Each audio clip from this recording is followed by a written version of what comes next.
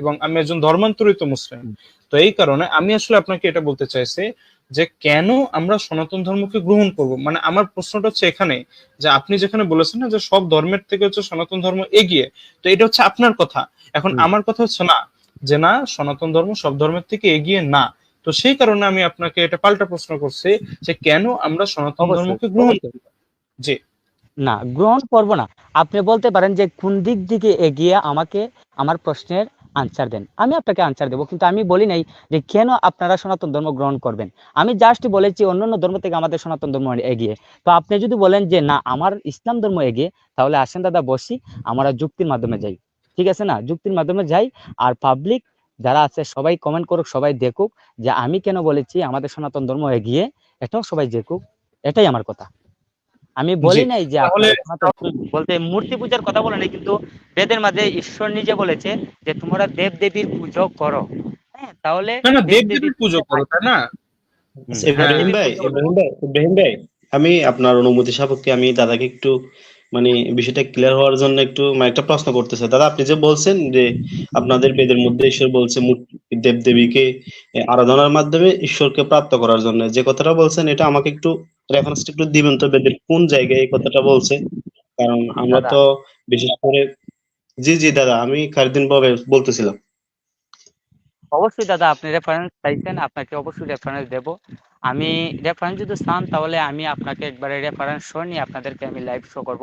আমার পেজে হরিভক্ত ঠাকুরের মধ্যে, আমার পেজের মধ্যে আপনাদেরকে লাইভ শো করব।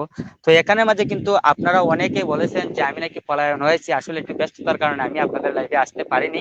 তো দাদা আমাকে রবিদাস রিকোয়েস্ট ঠাকুর করেছে যে আপনি রবিদাস ঠাকুর দাদা, রবিদাস ঠাকুর দাদা, কারণ আমরা রেফারেন্স ছাড়া যদি কথা বলি তাহলে ওই যে কথাগুলা সুন্দর দেখায় না, আলোচনা সৌন্দর্য মণ্ডিত হয় না। আচ্ছা, হরিভক্ত আচ্ছা ঠাকুর ঠিক ভাই, আছে আমি ইব্রাহিম ভাই, আমি আরেকটা জিনিস। ইব্রাহিম ভাই আমি হ্যাঁ, আরেকটু যে, আচ্ছা যাক, সমস্যা নাই। আমরা তো বৈদিক শাস্ত্র নিয়ে বিশেষ করে আমরা গবেষণা করি, স্টাডি করি, তো আমি ওই ধরনের ভার্স পাই নাই বেদের মধ্যে বিশেষ করে। সেজন্য দাদার থেকে আমি ওইটা জানার জন্য রেফারেন্সটা চাইছিলাম। যেহেতু দাদা এখানে রেফারেন্স নিয়ে আসে নাই, আমি এটা চলে যাচ্ছি। আমার এখানে একটা প্রশ্ন হচ্ছে কি, দাদা এখানে বলছে যে হিন্দু ধর্ম হচ্ছে সমস্ত ধর্মের চেয়ে শ্রেষ্ঠ। তো আমি এই বিষয়ের উপর কি আমি দাদাকে কিছু প্রশ্ন করতে পারি? যদি দাদা দাদা আমি অনুমতি দেয় তাহলে বলেছি, আমি প্রশ্ন আমি করব। আমি না বলেছি যে না, অন্যান্য ধর্ম থেকে আমার সনাতন ধর্ম এগিয়ে। আমি কখনো বলি নাই যে সর্বশ্রেষ্ঠ আমাদের সনাতন ধর্ম, আমি বলছি জি জি অন্যান্য ধর্ম দাদা থেকে একই, আমার সনাতন ধর্ম। তখন আপনার কাছে জি প্রশ্ন দাদা থাকতে পারে কথাটা দাদা একটু একই। যে দাদা, দাদা কথাটা একই, যে যেমন নাকি আমরা বাংলাদেশিরা পানি পানি খাই বলি, তারপর আচ্ছা কলকাতা হিন্দুরা বলে কি আমরা জল খাই, সেম কথা আপনি বলছেন অন্যান্য ধর্ম থেকে সনাতন ধর্মটা এগিয়ে। তো এখানে আমি এই কথা অনুযায়ী মানে বোঝা যাচ্ছে কি অন্যান্য ধর্ম অনুযায়ী আপনার ধর্মটা শ্রেষ্ঠ, এই কথায় সেম কথা। তা আমি কি এই বেসের উপর কিছু প্রশ্ন রাখতে পারি, কিভাবে এটা জি শ্রেষ্ঠ হতে পারে? বিষয়টা হচ্ছে কি, আচ্ছা আপনাদের ধর্ম আপনি বলতেছেন হচ্ছে সর্বশ্রেষ্ঠ, তো সর্বশ্রেষ্ঠ বা উঁচু ধর্ম অবশ্যই সেটা সাইন্টিফিক ভাবে প্রমাণিত হতে হবে এবং মানবিক হতে হবে। তারপরে হচ্ছে কি বলে, মানুষের যদি মানুষের যে প্রশ্ন করেছেন তাহলে আমি আপনাদেরকে আমি কয়েকটা প্রশ্ন করতে চাই। তো আমি কেন বলেছি আমাদের সনাতন ধর্ম অনেকটাই এগিয়ে। তো এখানে যে জায়গাতে যুক্তিতে সবকিছু মানে প্রমাণ করা হবে, কারণ যুক্তি এখন আমি বেস্ট মনে করি যে যুক্তির মাধ্যমে যদি দাদা, এটা যদি হ্যাঁ সবাই এটা, বুঝতে পারে তাহলে যুক্তি আমার। জি দাদা সেটা বলতেছি যে আপনি যেটা বলছেন না, এখন তো দ্বিতীয় আমরা কথা, তো বিশেষ আমাদের করে, সনাতন ধর্মে দাদা, দাদা আমাদের দাদা সনাতন আমাকে, ধর্মে একটাই। দাদা জি বলেন। দাদা আমাকে একটু বলতে দেন, আমাকে প্রশ্নটা রাখতে হবে, ঠিক আছে? তো বলতেছি আপনি যেহেতু বলছেন শ্রেষ্ঠ, তাহলে শ্রেষ্ঠ থাকতে হলে তো এটার কিছু গুণাবলী থাকতে হবে। ওই ধর্মের মধ্যে অবশ্যই সাইন্টিফিক এরর থাকতে পারবে না, অমানবিক কোনো কথা অবশ্যই থাকতে পারবে না, তারপর হচ্ছে নারী অবশ্যই বিদ্বেষী কোনো কথা থাকতে পারবে না, কুসংস্কার কোনো অবশ্যই কথা থাকতে পারবে না। তারপর হচ্ছে আপনার ওই যে মানুষের মানুষের ডিভাইডেড, ঠিক আছে, মানুষের মানুষ উঁচু নিচুতে যে ভাগ হয় সেটা থাকতে পারবে না। কিন্তু আমরা যদি দেখি, আমরা সনাতন শাস্ত্রের প্রতিটা জায়গায় জায়গাতে এ ধরনের বিষয়গুলো পাচ্ছি, সাইন্টিফিক এরর, তারপর অমানবিক কথাগুলো পাচ্ছি, কুসংস্কার কথাগুলো পাচ্ছি, নারী বিদ্বেষী কথাগুলো পাচ্ছি, এবং মানুষের মানুষের যে ডিবেটেড আছে সেই কথাগুলো পাচ্ছি। তো কিভাবে এই ধর্মটা শ্রেষ্ঠ হতে পারে? আপনি যদি চান আমি এখানে যে পয়েন্টগুলো দিলাম সেই পয়েন্টের প্রতিটা পয়েন্টের পক্ষে পক্ষে আমি বেদ থেকে, আপনাদের বিভিন্ন শাস্ত্র থেকে আমি রেফারেন্স আপনাকে বলতে পারি, রেফারেন্স দিতে পারি আপনাকে। এখন দাদা আপনাদেরকে প্রশ্ন করি, যেমন আমি একজন মানুষ, আমাকে কেউ যদি মারতো আসে, আমি আমার জান রক্ষা করার জন্য সেখান থেকে হয়তো পলায়ন হবো, নাহলে তার বিরুদ্ধে আমি অস্ত্র নেব। ঠিক তেমনি না না আপনি দাদা, যদি আচ্ছা আমি একটা আপনাকে দিয়ে ঋগ্বেদের, এটা যদি আপনি দেখেন আর্য সমাজে অনুবাদ, এক ধর্মদেব বিদ্যমাতন্ত্রের অনুবাদ, সে এখানে স্পষ্টভাবে ঋগ্বেদ প্রথম মন্ডল ৮৪ নং সূত্র ৮ নং মন্ত্রে এখানে সে বেদের বৈদিক রাজ্য প্রধানকে নির্দেশ দিচ্ছে যে লোক সকল বৈদিক ঈশ্বরের আরাধনা করে না, যার মনে বৈদিক ঈশ্বরের প্রতি অনুরাগ ভালোবাসা নেই, তাকে পা দিয়ে পাড়িয়ে হত্যা করো। তো এখানে তো আপনাকে মারতে আসে নাই, এখানে বরং শুধুমাত্র বৈদিক ঈশ্বরকে মানে বেদের ঈশ্বরকে আরাধনা করতেছে না, তার প্রতি ভালোবাসা পোষণ করতেছে না, সেজন্য তাকে হত্যা করতে বলতেছে। তা আপনি এই দাদা, বিষয়টাকে কিভাবে দেখেন? কথা বলছি, আমি কোন কথা বলছি আর আপনি কোন কথা বলছেন, আগে আমার আমার কথাগুলো শুনেন আগে। প্রথম প্রশ্ন, কেউ যদি আমাকে মারতে আসে, হয়তো আমি আমার আত্মসম্মান রক্ষা করতে হয়তো অস্ত্র তুলে নেবো, নইলে পলায়ন হবো। একটা পিঁপড়াকে যদি কেউ মারতে যায়, পিঁপড়া সে বাঁচার জন্য পলায়ন হয়। একটা পশুকে যদি মারতে চায় মানুষ, তাহলে সেও বাঁচার জন্য পলায়ন হয়। একটি কীট পতঙ্গ, এই পৃথিবীতে যা কিছু সৃষ্টি হয়েছে, এই বিশ্ব ব্রহ্মাণ্ডে যা কিছুই জীবজন্তু প্রাণী আছে, একজন আরেকজনকে মারতে গেলে সে পলায়ন হওয়ার চেষ্টা করে। তো আমরা জানি, কাউকে যদি আমরা মারি, যদি একটা মানুষ যদি আমরা খুন করি, এটার অপরাধ আমরা শাস্তি ভোগ করব। হয়তো আমাদের আইন আদালত আছে, সেখানে গিয়ে আমরা শাস্তি ভোগ করব। না দাদা, আমরা দাদা দাদা আমি আমি আপনি যে কথাটা বলছেন না, এটা তো বেদের সাথে মিলতেছে না। বেদ বলতেছে কি, বেদের রাজ্য প্রধানকে বেদ নির্দেশ দিচ্ছে কি, যে লোক সকল বৈদিক ঈশ্বরের আরাধনা করে না এবং বৈদিক ঈশ্বরের প্রতি ভালোবাসা অনুরাগ পোষণ করে না, তাকে পা দিয়ে পিষিয়ে হত্যা করতে হবে। তারপর আপনি যদি আরো দেখেন অথর্ববেদ খণ্ড ১২ সূক্ত হচ্ছে ৫ নং মন্ত্র বলা হচ্ছে, তু বেদ নিন্দুক কাঠডাল চিরডাল, মানে যারা বেদের শিক্ষাকে মানে না, বেদের বিরুদ্ধে কথা বলে তাকে কাঠডাল পাঠডাল ফুক দে, জ্বালা দে, বর্ষকার দে, এই সমস্ত কথাগুলো আমরা পাচ্ছি। তারপর হচ্ছে আপনি যদি আরো দেখেন যজুর্বেদ দাদা, সপ্তম অধ্যায় ৪৬ নং আমি মন্ত্র, একটা কথা এখানে বলি, বলা হচ্ছে কি, এখানে কিন্তু রেফারেন্স, আচ্ছা একটুখানি একটুখানি এখানে কিন্তু খায়রুদ্দিন ভাইবার্স, খায়রুদ্দিন ভাইবার্স, রেফারেন্স আমি একটু নিয়ে কোনো খায়রুদ্দিন ভাইবার্স, আলাপ, খায়রুদ্দিন দাদা ভাইবার্স, আমি আপনাকে একটু বলি, ছোট এখানে করতে কোনো বলি, রেফারেন্স নিয়ে কোনো আলাপ চলতেছে না। আপনাকে যদি বলি, এটা বলেছিলাম। আচ্ছা এখানে আচ্ছা, শুধু তাহলে যুক্তি, এখানে শুধু আচ্ছা যুক্তি, যুক্তি, এখন খায়রুদ্দিন বিষয়টা ভাইবার্স। হচ্ছে যুক্তি, যুক্তিটা আমি কোথায় অ্যাপ্লাই করব? ঠিক আছে, যুক্তিটা আমি আমি তো আমি আপনার আমি বুঝতে পেরেছি, ধর্মগ্রন্থের, আমি বুঝতে পেরেছি, আচ্ছা আচ্ছা ঠিক আমি আছে, বুঝতে আচ্ছা আমি পেরেছি। আচ্ছা আমি এই পয়েন্টটা চলে গেলাম, আমি এই পয়েন্টটা ছাড় দিলাম। আমি যদি আরো যদি দেখি আপনার যে আপনার যে কি বলে যজুর্বেদে দেখি যে মানে সাইন্টিফিক এরর গুলো আছে, সেগুলাকে আপনি কিভাবে দাদা আমাকে একটু বলতে দেন। আপনারা প্রশ্ন করেছেন, হরিভক্ত আমি ঠাকুর ভাই, বলেছি অন্যান্য ধর্ম থেকে ঠাকুর ভাই, আমাদের সনাতন ধর্ম এগিয়ে। আমি কেন বলেছি, আপনারা যুক্তির বলেন মাধ্যমে আপনি বলেন। দেখেন। তো বিষয়টি হলো, প্রত্যেকটা প্রাণী কিন্তু বাঁচার জন্য দিয়ে আছে, অন্যান্য প্রাণীর মধ্যে নাই। তো বিশেষ কথা হলো, আমরা যদি এটা বুঝি, একটা মানুষকে খুন করলে আমরা আইন আদালতে গিয়ে আমরা শাস্তি ভোগ করা লাগবো, তাহলে এই পৃথিবীতে যতগুলা পশু পাখি আছে, ওদেরকে মেরে হত্যা করে আমরা যে ভক্ষণ করতেছি, এটা আমরা কতটুকু পাপ করতেছি? আচ্ছা আচ্ছা ঠিক যে আছে আপনাদের দাদা, এই কথাটা, যুক্তিতে কি বলে? আচ্ছা আচ্ছা হ্যাঁ যৌক্তিকতা, ঠিক আছে। পৃথিবীতে যতগুলো প্রাণী আছে খায়রুদ্দিন ভাইবার্স, প্রত্যেকে, খায়রুদ্দিন ভাইবার্স, খায়- খায়রুদ্দিন ভাইবার্স, আমি আমি একটু কথা বলি, তুমি বলবে এই বিষয়টা না, আমি আমি একটু নিয়ে কথা বলি ওনার সাথে। আচ্ছা হরিভক্ত ঠাকুর ভাই, শোনো, জি, শোনেন ভাই, আসলে আমি দেখেন, আমি শুরু থেকে কিন্তু এখনো আমি একই জায়গাতে দাঁড়িয়ে আছি, যে কোনো শাস্ত্র না, বেদ, কোরআন, হাদিস, গীতা, কোনো শাস্ত্র না, আমরা এখানে শুধু আমরা যুক্তি দিয়ে আমরা বিষয়গুলোকে বোঝার চেষ্টা করব। জি।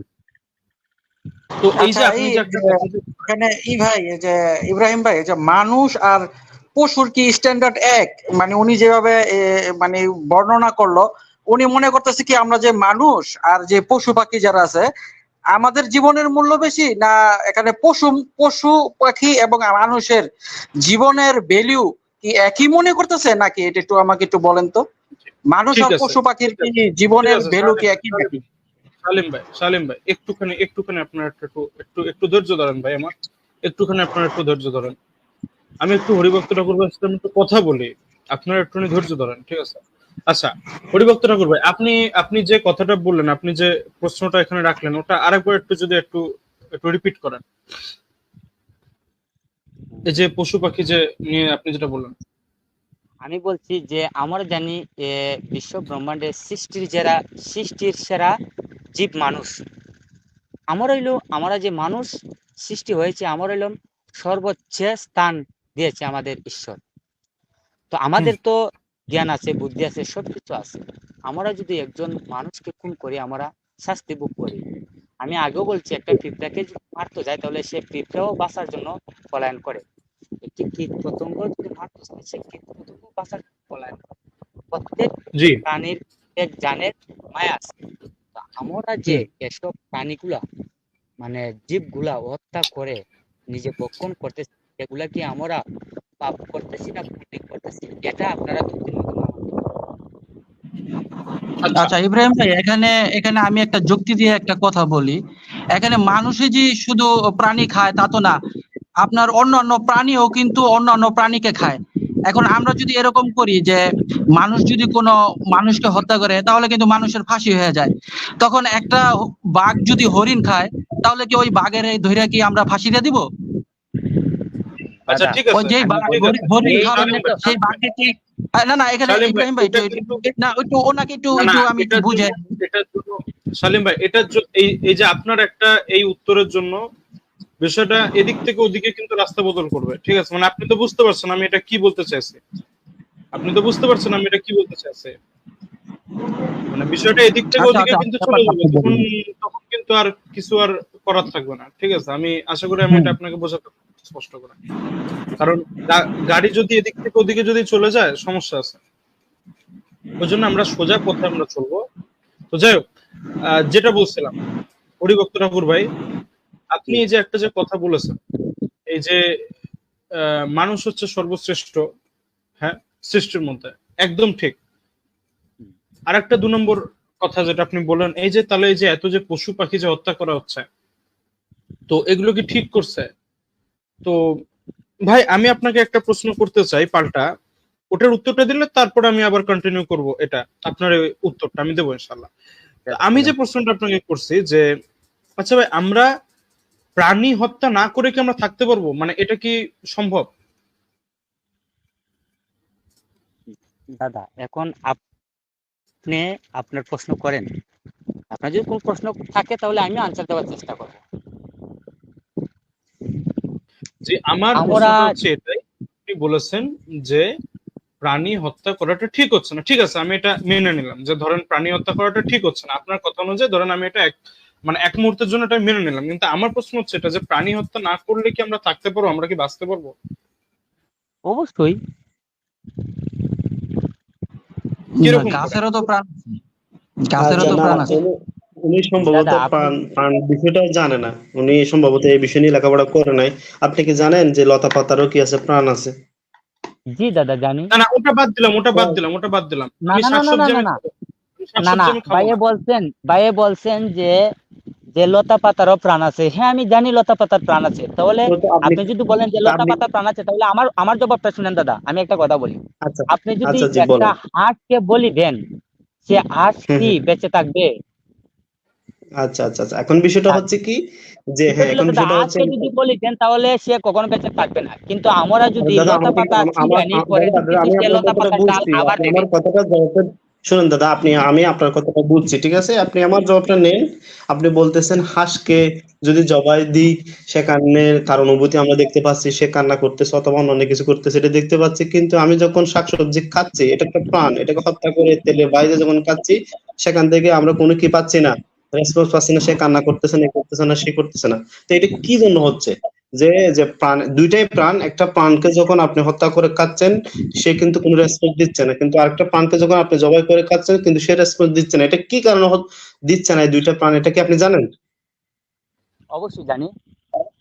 আচ্ছা বলেন তো, এটা কি কি কারণে হচ্ছে, কি কারণে তাদের রেসপন্স মধ্যে এত ডিফারেন্স আছে, যেমন কি জন্য? একটা একটা জীবিত প্রাণীর একটা জীবিত প্রাণীর সাইক্লোন থাকে ফার্স্ট, আর একটা জীবিত প্রাণীর সাইক্লোন থাকে ফার্স্ট। যেমন শাকসবজি যেগুলো আছে ওদের সাইক্লোন 3, ঠিক আছে? এই জি জন্য আমরা ওদের খান্না মানে সাইক্লোন, বিজ্ঞানী যদি জানতো যে সাইক্লোন 3 আর 5, ওদের খান্নাগুলো স্নায়ু আমরা স্নায়ু শুনতে পাইনি। স্নায়ুতন্ত্র, স্নায়ুতন্ত্র বলেন, বলেন। বলে।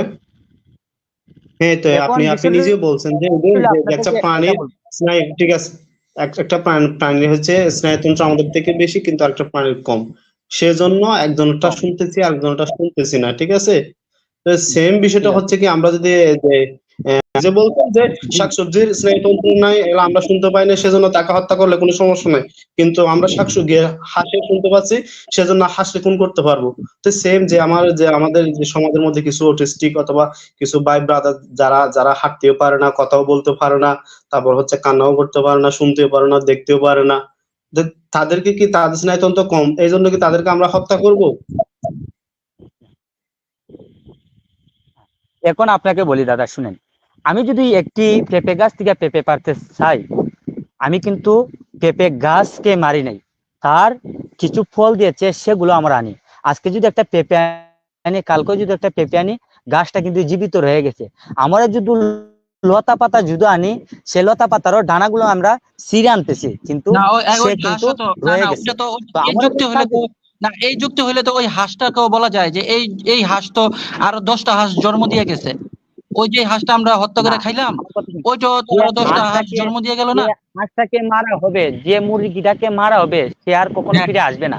কিন্তু আমি যদি একটি পেঁপে গাছ থেকে না না পেঁপে পাইরে আনি, আচ্ছা তাহলে তা মূলা গাছটা কিন্তু মূলা জীবিত যখন রয়ে আপনি গেছে। না না ওই যে মূলা মূলা মূলা মূলা মূলা যখন উঠান, গাজর যখন উঠান, হ্যাঁ ওইটাও তো আপনি পুরো আনামি খেয়ে ফেলেন। হ্যাঁ মূলা আপনি আনাম খেয়ে ফেলেন, গাজর আনাম খেয়ে ফেলেন। তারপর শসপাতা গাছ, এই যে আপনার শসপাতা যেটা বলে, ওটা একবারে গোড়ার থেকে উঠায় ফেলায়, তারপর ওইটা আগুনের মধ্যে সিদ্ধ করে। হ্যাঁ ওইটারে জীবিত ওই আগুনের মধ্যে সিদ্ধ করে, প্রচুর নির্মম ভাবে হত্যা করে তাকে আগুনের মধ্যে সিদ্ধ করে আপনারা খেয়ে ফেলেন। তো ওটাও তো একটা ভয়ঙ্কর একটা অমানবিক ব্যাপার তাহলে। মূলাকে তো একেবারে জীবিত খেয়ে ফেলেন। হ্যাঁ মূলাকে কাঁচা খেয়ে ফেলেন না, জীবিত। আপনার একটা গরুকে তো মনে করেন যে জবাই করা হয়, তার মাংস রান্না বান্না করে খাওয়া হয়। আপনারা তো একটা শসা জীবিত খেয়ে, একটা মূলা একেবারে কাঁচাই খেয়ে ফেলেন। হ্যাঁ একবারে তাকে হত্যা করে ফেলেন।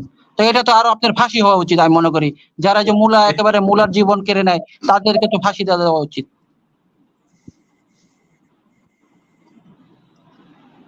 আমরা এখন যে দাদার সাথে যে কথাগুলো বলছি না, দাদা বলছেন আমি যুক্তি এবং মানে যুক্তি দিয়ে কথা বলবো, সেজন্য আপনি যদি চান আমরা আপনাদের বৈদিক শাস্ত্র থেকে দেখাতে পারবো। বৈদিক শাস্ত্রে স্পষ্ট ভাবে পশু বলি এবং গোমাংস খাওয়ার কথা বলা আছে, আপনি চাইলে আমরা এটা দিতে পারবো। তবে আপনি যেহেতু শাস্ত্রের রেফারেন্সের ঠিক দিকে আছে যাচ্ছেন না, খায়রুদ্দিন ভাই, যুক্তি এবং লজিকের কোনো দিকে যাচ্ছেন, কোনো শাস্ত্র সেজন্য না, আমরা কোনো আপনার সাথে শাস্ত্র না। লজিক্যালি কথা বলতেছি। খায়রুদ্দিন ভাই কোনো শাস্ত্র না। আচ্ছা এবারে এবারে আপনারা এতক্ষণ ধরে কথা বলেছেন, এবারে এবারে আমি আমি একটা কথা বলি। হরিভক্ত ঠাকুর ভাই দেখেন, আমি আপনাকে কি প্রশ্ন করেছিলাম? আমি আপনাকে এই প্রশ্ন করেছিলাম, যদি আমরা প্রাণী হত্যা না করি তাহলে কি আমরা বাঁচতে পারবো? তা আপনি বলেছেন যে কেন পারবো না। তো এখন সেখানে আমাদের এই দুই ভাই যারা প্যানেলে আছেন, ওনারা একটা প্রশ্ন রেখেছেন যে যে গাছটা কি প্রাণী হত্যা না? তো আপনি সেখানে বেশ কিছু যুক্তি দিয়েছেন যে না, গাছের পেঁপে বা গাছের ফল যদি আমরা খেয়ে নিই তো সেটা তো মরবে না। আমাদের এক ভাই বলল যে তাহলে এই যে মূলা গাছ, তাহলে এই যে গাজর গাছ, তাহলে এগুলো যে তুলছে তাই এগুলো তো মূল শুদ্ধ তুলে নিচ্ছে, তাই না? তো ওটা তো আর ফিরে আসবে না। একদম রাইট, মানে একদম ঠিক কথা। আমি তার থেকেও সুন্দর একটা দাদাকে আমি এক উদাহরণ প্রশ্ন আপনার করি, কাছে দাদাকে আমি একটি প্রশ্ন করি। আমি আমাদের আমি আমাদের প্রশ্ন সিম্পল লেখা আছে শাস্ত্রের মধ্যে, যে জিনিসটা আমরা, আমার কথা শুনুন দাদা, এখানে প্রশ্নটা হয়েছে যে এই বিশ্ব ব্রহ্মাণ্ডে কে সৃষ্টি করেছে? ঈশ্বর সৃষ্টি করেছে। তখন উনার সৃষ্টির দান যদি আমরা উনাকে দেই, তাহলে আমাদের শাস্ত্র মতে কোনো পাপ নয়। যেমন আমরা শাকসবজি, যে আমাদের শাকসবজি, আমি দাদাকে একটা কথা বলি, শাকসবজি আমরা যে রন্ধন করে কিন্তু আগে আমরা ভগবানের কাছে প্রার্থনা করি, প্রার্থনা করে তারপরে সে শাকসবজি আমরা মানে প্রসাদ রূপে আমরা খাই। তো বিশেষ করে হলো ঠিক আছে। এই বিশ্ব ব্রহ্মাণ্ডে যা কিছু সৃষ্টি হয়েছে, ভগবানের সৃষ্টির মূল যদি আমরা ভগবানকে দিয়ে খাই, সেখানে আমাদের পাপ নয়। এটাই হলো আমার কথা। আমরাও ধন্যবাদ। তো এই যে আমরা খাওয়ার সময় কি বলি জানেন? আমরা খাওয়ার সময় বলি বিসমিল্লাহির রহমানির রহিম। এটা আমাদের বলতেই হয়, যে কোনো খাবার। পানি খাওয়ার সময় আমরা বলি বিসমিল্লাহির রহমানির রহিম। তো এটা তো আপনার মতোই হইলো তাইলে। ভাই ভাই আমাকে একটুখানি বলতে দেন ভাই, ভাই আমাকে একটুখানি বলতে দেন। আপনারা আপনারা একটুখানি যদি একটু ধৈর্য ধরেন।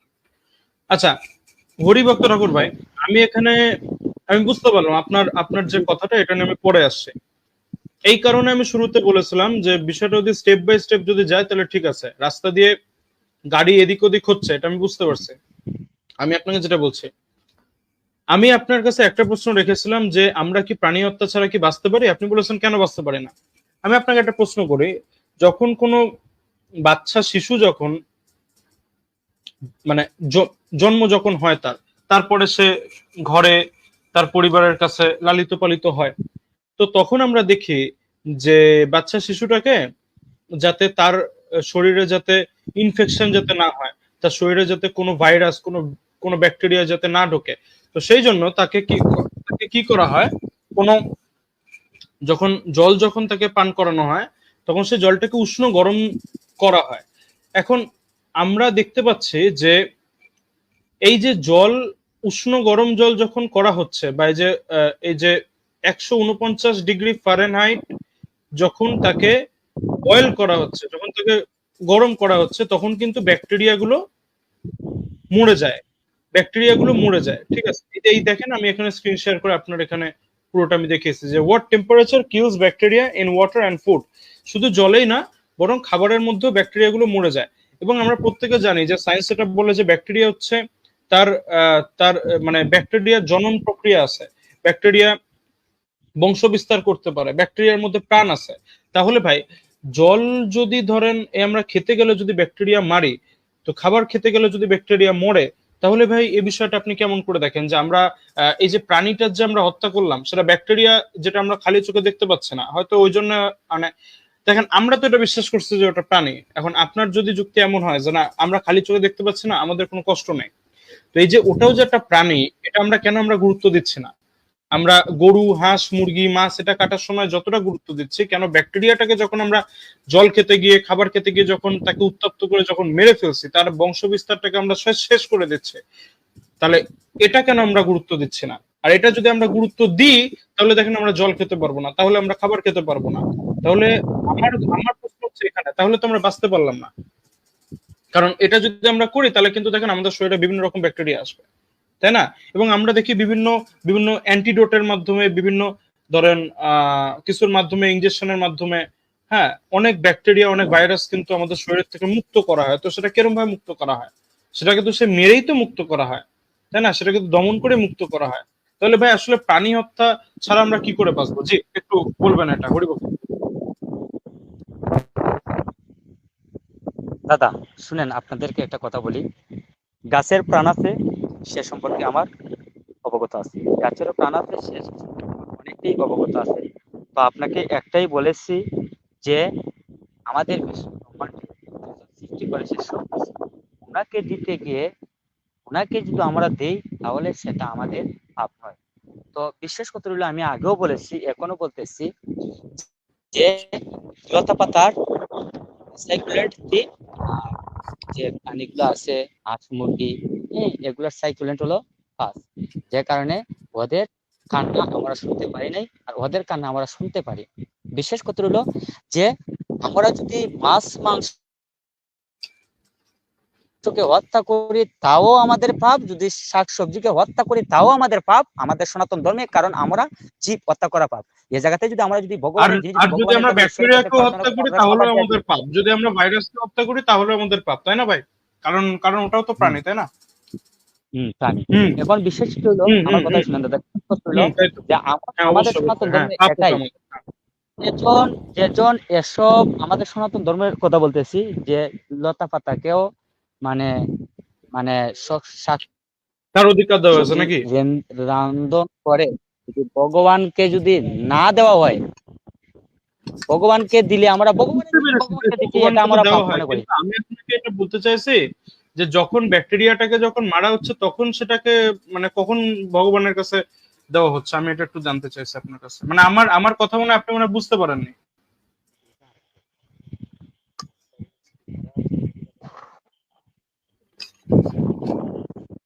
দাদা বলেন।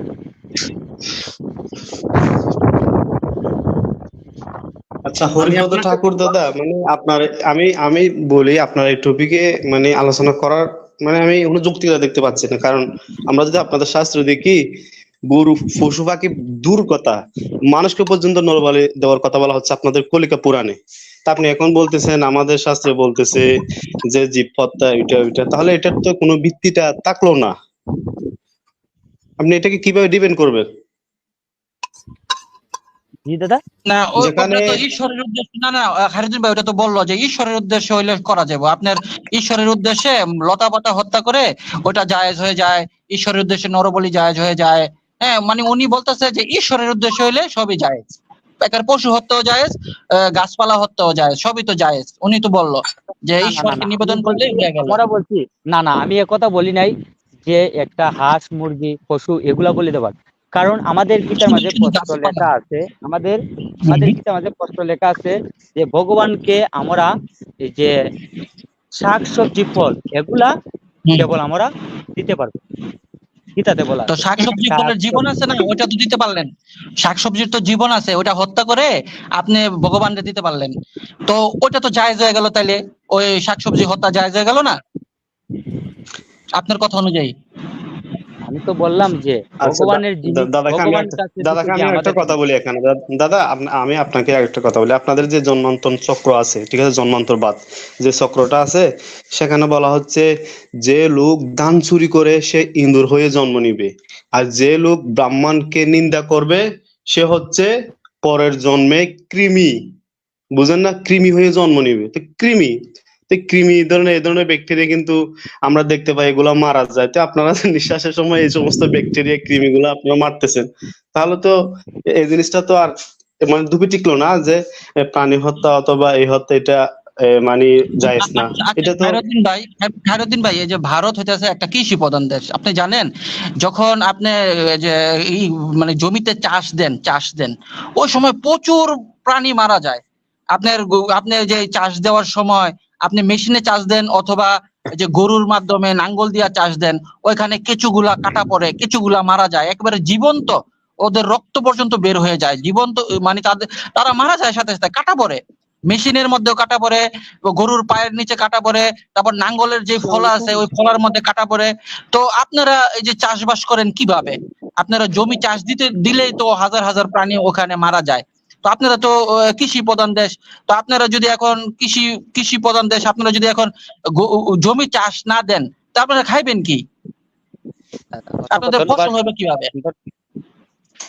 দাদা অসংখ্য ধন্যবাদ, সুন্দর প্রশ্ন করেছেন। ঈশ্বর বলেছে জেনে যদি কোনো প্রাণীকে হত্যা করো তাহলে পাও। আর যে মানে যে প্রাণীটি মানে হত্যা হয়েছে আপনি যদি না দেখতে পারেন, আপনার অজান্তে যদি হত্যা হয়ে যায় তাহলে সেটা আরে ভাই আমি এটা বলতেছি মানে না, আপনি দেখেন ঈশ্বরের দোষ নেই, মানে ঋগ্বেদ, জেনে শুনুন যেটাকে দাদা, আপনি দেখেন জেনে। দাদা এটা টিকতেছে না। আপনি দেখেন ঋগ্বেদ 10ম মণ্ডল 86 নং সূক্তের 13 এবং 14 নং মন্ত্র, এখানে ঠিক বলা আছে, হচ্ছে ইন্দ্র 15 থেকে 20টা মাংস পাক করে খেয়েছেন, এবং ঠিক আপনার আছে কলিকা খায়রুদ্দিন ভাই পুরাণের বলতে, মধ্যে বলা হচ্ছে এগুলো এগুলো এগুলো এখানে আমি আসতে দিতে আমি চাইছি না। খায়রুদ্দিন ভাই আচ্ছা আচ্ছা ভাই আমি রেফারেন্সটা বলতেছি না। যেমন নাকি কলিকা পুরাণে বলা হচ্ছে একজনকে যদি নরবলি দেয় তাহলে হচ্ছে আপনার দেবী হচ্ছে সহস্র বৎসর, সহস্র মানে 1000 বছর, 1000 বছর কি পাবে সে পরিতৃপ্তি পাবে, পরিতৃপ্তি লাভ করবে। যদি ঠিক আছে, 3 জনকে যদি নরবলি দেয় তাহলে হচ্ছে আপনার এই যে লক্ষাধিক বছর পরিতৃপ্ত হয়। তো এখানে তো আপনি ঠিক বলতেছেন আছে, যে মানে যদি অজান্তে যদি হত্যা হয়ে যায় তাহলে এটা অন্য কথা, কিন্তু এখানে তো আপনাদের শাস্ত্রে স্পষ্ট ভাবে বলে দিতে বলতেছে এটা তো অজান্তে না, এটাতে একেবারে বিধান দিয়ে দিতে ঠিক বলতেছে। আছে, তো আপনি এই ঠিক বিষয়টাকে আছে কিভাবে ভাই। ডিফেন্ড করবেন? জি, দাদা আপনাকে ঠিক আছে, একটা ঠিক কথা আছে। বলি, আমার এখানে আমার যে একটাই প্রশ্ন যে অজান্তের যে কথাটা বললো, অর্থ না না জেনে এখানে যে দাদা, আচ্ছা শালীম ভাই, অজান্তের কথাটা যে শালীম ভাই বললেন, এরকম, না এখানে যে শালীম ভাই এরকম অজান্তের ভাবে কথাটা যদি বললো, আলোচনা, অজান্তে, হ্যাঁ শালীম ভাই এটা এরকম উনি ভাবে আলোচনা কিভাবে করতে পারে জানলো? ভাই? আচ্ছা ঠিক আছে, আমি এখানে কথা বলছি তাই না, মানে এরকম ভাবে তো আলোচনা হয় না, একটা আলোচনার একটা সিস্টেমেটিক একটা, তো সবাই মিলে একসাথে কথা বললে তো সেরকম ভাবে তো ভাই আলোচনা হয় না। আমি আশা করি এটা বোঝাতে পারছি। তো হরিভক্ত ঠাকুর ভাই, আমি প্রথম কথা আমার প্রশ্নের উত্তর পাইনি, আমি আপনার কাছে প্রশ্ন করেছি। আর আসি এবার ওই কথায় যে আচ্ছা আমাদের খায়রুদ্দিন ভাই ভাই এবং শালিম ভাই যে দাদা যুক্তি বলছেন, দেখিয়েছে না না বলছেন তো দাদা কি প্রথম প্রশ্নের উত্তর পাননি বলতে? আমি না না আপনাকে ওই যে একটা আপনি বললেন যে জমিনের মধ্যে অজান্তে মৃত্যু হলে, হ্যাঁ ওটা ব্যাপার না, ওটা আপনি কিভাবে জানলেন? এটা কি আপনি নিজের কথা, নাকি নিজের কথা বলে মানে ধর্মের ভিতরে চালাই দিলেন, না এটার কোনো রেফারেন্স আছে? দাদা আমি একটা কথা বলি, আমরা জেনে যে পাপ করব সেটা আমরা পাপের ফলস্বরূপ ভোগ করব। অজান্তে ঠিক যদি আছে, আমরা কোনো পাপ করে ফেলি সেটা আমাদের ঈশ্বর মানে মাফ করে দেন। আমরা এটা জেনে কিভাবে যেটা জানলেন আপনি? পাপ ঈশ্বর আপনার কাছে ঠিক আছে। তো হরিভক্ত ভাই, তাহলে আমি আপনাকে একটা কথা বলি। আপনি যে বললেন যে যদি আমরা জেনে কোনো পাপ করি, মানে জেনে যদি আমরা কোনো প্রাণীকে হত্যা করি তাহলে সেটা আমাদের পাপ, যদি আমরা না জেনে করি তাহলে সেটা কোনো মানে সেখানে কোনো পাপ নেই। তাহলে এই যে আমি যে এখন আপনাকে একটা জানিয়ে দিলাম এই যে আমরা 149 ডিগ্রি ফারেনহাইট অর্থাৎ 65 ডিগ্রি সেলসিয়াসে যদি আমরা কোনো জলকে যদি উত্তপ্ত করি তাহলে সেখানে সব ব্যাকটেরিয়া গুলো নাশ হয়ে যায়, সব ব্যাকটেরিয়া সেখানে মরে যায়। তাহলে এটা তো আপনি আজকে জেনে গেলেন আজকে এই যে আমার সাথে আলোচনা করতে গিয়ে। তাহলে কি ভাই আমরা মানে আমি জানি না আপনি বিবাহিত নাকি, অথবা আপনার কখনো বিবাহিত মানে হবেন আপনি অবশ্যই, অথবা যদি আপনি আপনার সামনে যদি কোনো বিবাহিত পরিবারকে দেখেন এবং তাদের বাচ্চাকে যদি তারা এই যে গরম জল করে এবং জলটাকে ব্যাকটেরিয়া মুক্ত করে তার শিশুকে যদি খাওয়ায়, তাহলে তো অবশ্যই তো তাহলে তার পাপ হবে। এবং বিশেষ করে আপনিও যদি এমনটা করেন তাহলে এটা আপনার পাপ হবে, কারণ আজকে আপনি এটা জেনে নিয়েছেন যে জলকে যদি আমরা উত্তপ্ত করি তাহলে 65 ডিগ্রি সেলসিয়াস যদি আমরা উত্তপ্ত করি তাহলে সেই জলটা ব্যাকটেরিয়া মুক্ত হয়। আর ব্যাকটেরিয়ার প্রজনন ক্ষমতা আছে, ব্যাকটেরিয়ার প্রাণ আছে, ব্যাকটেরিয়া বংশ বিস্তার করতে পারে, ব্যাকটেরিয়া গমন করতে পারে। তার মানে ব্যাকটেরিয়া একটা প্রাণী, তার মানে ব্যাকটেরিয়া একটা প্রাণী, আপনি প্রাণীকে হত্যা করছেন সেটা আপনার কার্যসিদ্ধির জন্য, যে আপনি জলটাকে ব্যাকটেরিয়া মুক্ত করবেন। এবং আপনি এটা আজকে জেনে গেলেন যে ব্যাকটেরিয়া একটা প্রাণী এবং আমি সেটাকে হত্যা করে আমি আমার কার্যসিদ্ধির জন্য আমি জলটাকে ব্যাকটেরিয়া মুক্ত করছি, রোগ মুক্ত করছি। তাহলে কি ভাই এটাতে আপনার পাপ হবে কি হবে না? আর যদি এটা আপনাদের পাপ হয় তাহলে ভাই আপনি সেই দূষিত ব্যাকটেরিয়া যুক্ত রোগ যুক্ত আপনি জলটা খাবেন। তাহলে এখানে আমার কোনো আমি তো কোনো যুক্তি এখানে পাইনি, যদি এটা আপনি কোনো একটা যুক্তি দিতেন। জি